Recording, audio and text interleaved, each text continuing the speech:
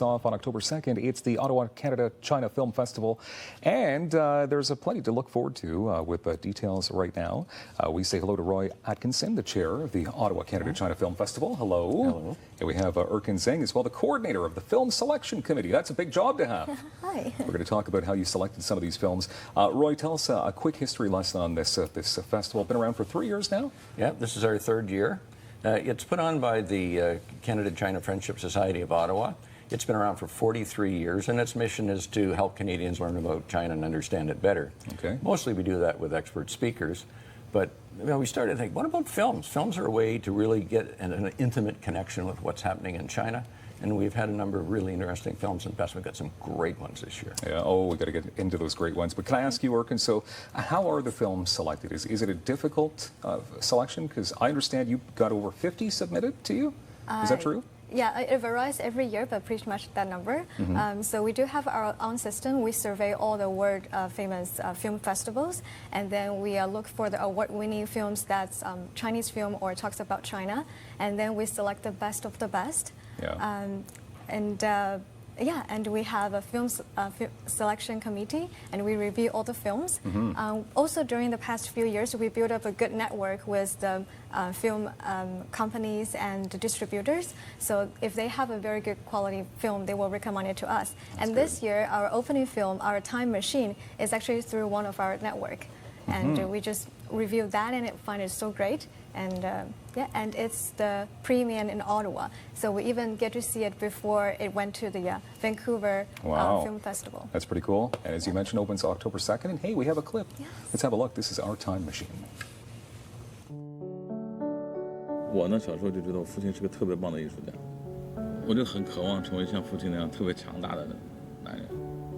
直到前段时间，我突然意识到父亲已经84、85岁了。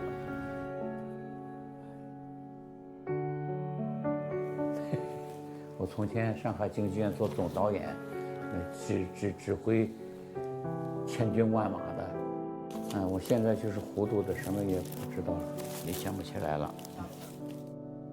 这个作品对我来说特别难，我知道它特别难，但是我一定要把它做得很复杂，很强烈。这个作品就是我对父亲想说的话，想谢谢他们。好了，你儿的胡子也白了。胡子白了，你瞎说。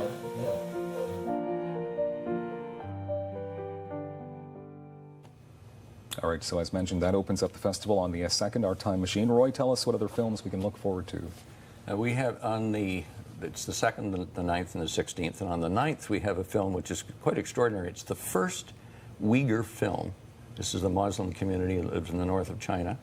And the woman who did the film lived within the Uyghur community for a year, identified what the issues and the challenges that they face, and then put together this film from the perspective of young children. They're about 12 years old. So it's a beautiful, intimate look at life in the Uyghur community. And on the 16th, we have a film called Still Tomorrow. And it is truly extraordinary. Try to imagine being a 40-year-old woman, you're a peasant farmer, you have cerebral palsy, and you're typing away on a notebook computer connected to the internet doing poetry, and suddenly 500,000 people are reading your poetry. Suddenly you're the subject of university courses. Suddenly she's famous. She has some money, and it completely transforms her life. And she asserts herself as a feminist. She wants to take control of her life in a way she never could. All three of these films are fabulous sort of insights into what life is like in China. I can tell you're very passionate about this, Roy. They're great films. They're really great films. And Erqin, can I just ask you quickly, with over the 50 submitted, did you have to watch all the ones that were submitted, or did you just go by reviews? Yes, we have to watch all of them. It's not a bad job right there to have. It's a lot of good viewing. Can you tell us about the Studio Theatre as well, where this is taking place at Centrepoint? Yes, that's correct. It's at the Studio Theatre. If people have been to the Meridian Theatres at Centrepoint, it's sort of out downstairs. It's a big multi-purpose facility. We chose to go there this year because it gives us the flexibility to bring extra guests in. So that, for example, after the first film, we have the director of the film. Now, he couldn't be with us. He's actually in China, but he will be there by Skype, so that people will be able to talk to him, ask him questions about the film. For the second film, we have a Chinese filmmaker who's literally flying in to be here, so you can talk with him about the film and what filmmaking is like in China.